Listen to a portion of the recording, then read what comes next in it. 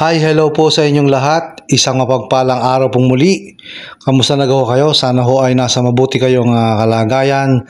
Saan man ho kayo naroon, nagbabalik hong muli ang Eric's Vlog para ho sa isa na naman hong makabuluhang video. At ngayong araw ho na ito ay pag-usapan ho natin ang mga nanalong mayor at vice mayor ho sa Metro Manila, sa 17 syudad ng Metro Manila. Ay napansin ho natin na marami hong bagong mukha ho ng mayor at vice mayor ho ang nagwagi. Kaya atin hong tatalakayin ho at pag-uusapan at kikilalanin kung sino-sino ho ang bagong mayor at vice mayor ho na uupo sa June 30, 2025. So yan ho ang ating pag-uusapan ngayong araw ho na ito. Ito ho, unahin ho natin yung syudad ho ng Caloocan na kung saan ho ay ang nanalo dyan na mayor ho ay ang incumbent mayor ho ng Caloocan, itong si Along Malapitan, at ang nanagwagi ho na vice mayor dyan ay si Karina Te. So si Along Malapitan ho, ang pinakamahigpit ho niyang nakalaban dyan ay ang dati hong senador na si Antonio Trillanes. Subalit hindi ho nagtagumpay itong dating senador na si Antonio Trillanes upang matalo ho ang incumbent mayor ho ng City of Caloocan na si Along Malapitan.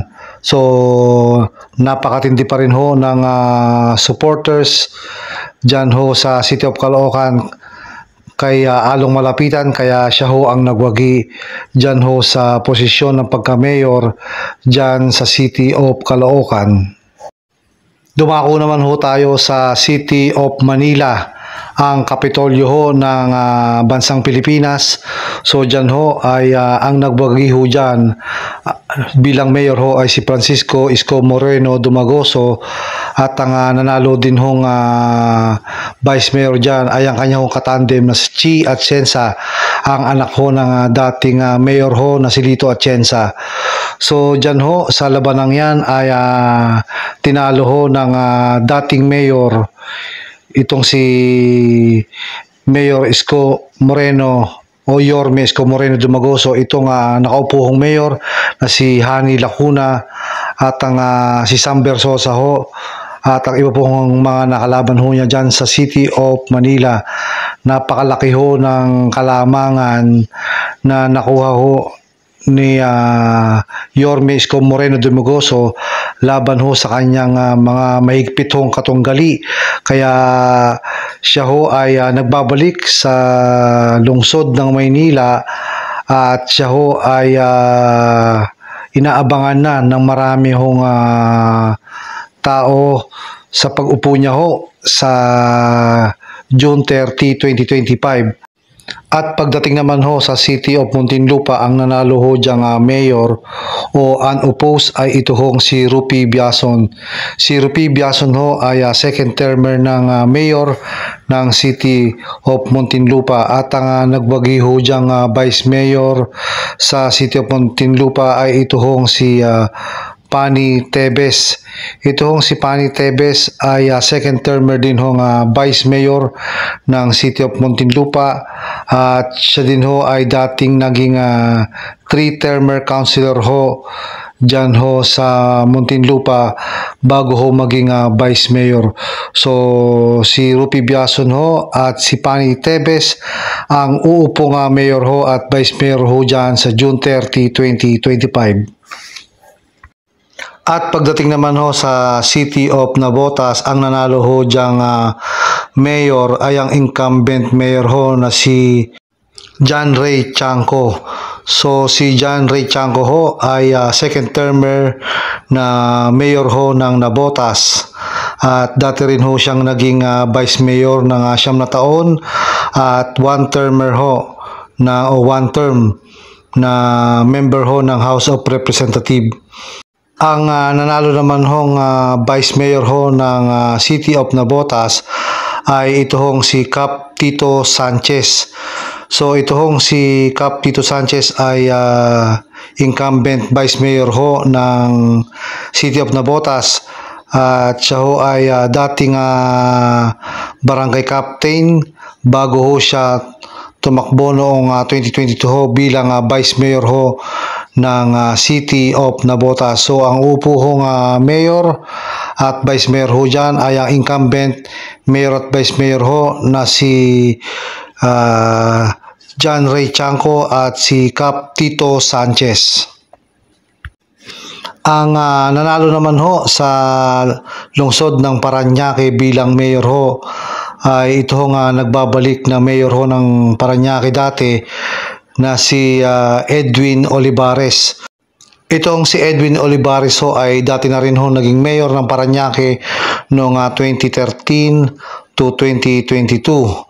At bago siya lumaban uli ng pagka-mayor, siya ho ay member ng House of Representatives ng year 2022 hanggang 2025. At dati rin ho itong Vice Governor at board member ho sa lalawigan ng Laguna. At ang nanalo naman ho Vice Mayor ho sa Parañaque ay ito hong si Benjo Bernabe. Ito ho yung anak ho ng dating mayor ho sa Parañaque na si June Bernabe. Ito hong si Benjo Bernabe ay konsehal ho bago ho lumaban ng Vice Mayor sa Parañaque.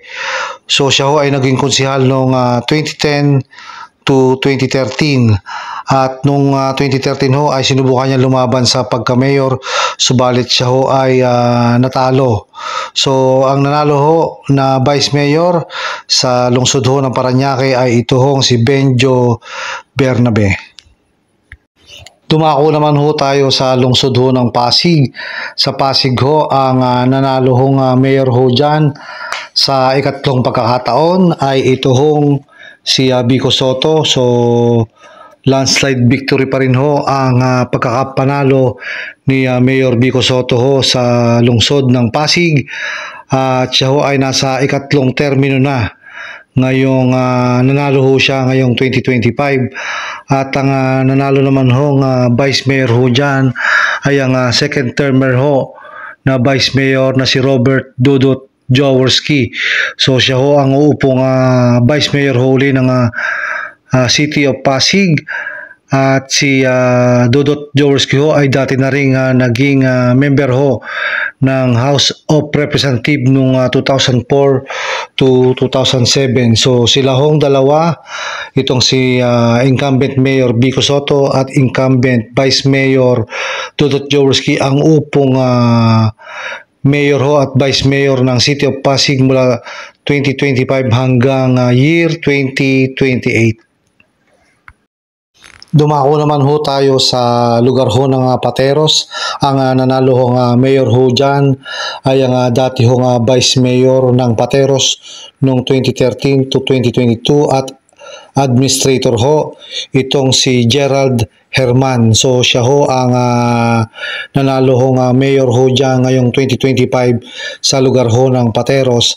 At ang nagwagi naman ho Vice Mayor ho dyan ay ang incumbent may Vice Mayor ho ng Pateros, ito ho si Carlo Santos. So sa lugar ho ng Pateros, ang uupo hong mayor ay si Gerald Herman bilang mayor at Vice Mayor ho itong si Carlo Santos. Dumako naman ho tayo sa City of San Juan. Ang nanalo hong mayor ho dyan ay ang incumbent mayor ho ng City of San Juan, itong si Francis Zamora. So si Francis Zamora ho ay nasa ikatlong termino na ho bilang mayor ng City of San Juan. Siya ho ay unang umupo noong 2019 at nanalo ho noong 2022. At ngayong 2025 ho ay ikatlong termino na ho niya. Si Francis Zamora ho ay dating konsehal ho mula 2007 to 2010 sa City of San Juan at siya ho ay Vice Mayor noong 2010 to 2016 bago pa ho siya naging Mayor ho dyan sa City of San Juan. At ang uupo naman ho Vice Mayor ng City of San Juan ngayong 2025 hanggang 2028 ay itong si Angelo AAA Agkawili. So siya ho ang nagwaging Vice Mayor ho sa City of San Juan. At pagdating naman ho sa City of Valenzuela, ang nanalo hong mayor dyan ay si Wes Gatchalian. So siya ho ay nasa ikalawang termino na ho bilang mayor ho ng City of Valenzuela. Si Wes Gatchalian ho ay dati hong member ng House of Representatives doon ho sa Alay Buhay Party List noong 2013 to 2016 at noong 2016 to 2022 siya rin ho ay member ng House of Representatives ng Valenzuela 1st District. At ang nanalo hong Vice Mayor ng City of Valenzuela ay ito hong si Marlon Alejandrino. Bago ho sumabak ng Vice Mayor ho itong si Marlon Alejandrino, siya ho ay dati hong nakaupo hong City Councilor sa City of Valenzuela at siya ho ang primerang konsehal ho dahil siya ho ang pinakamarami hong nakuha boto noong election 2022. So yan muna ho ang unang bahagi ho ng ating topic ho na ang mga nanalong mayor ho at vice mayor sa Metro Manila. So yung part 2 ho ay isusunod na lang ho natin sa susunod na araw. Ito muna ho ang ating ibinahagi dahil mahaba-haba hong usapin pag tinalakay ho nating lahat ang mga nanalong mayor ho at vice mayor sa Metro Manila. So hanggang dito na lang po muna and salamat po sa panonood.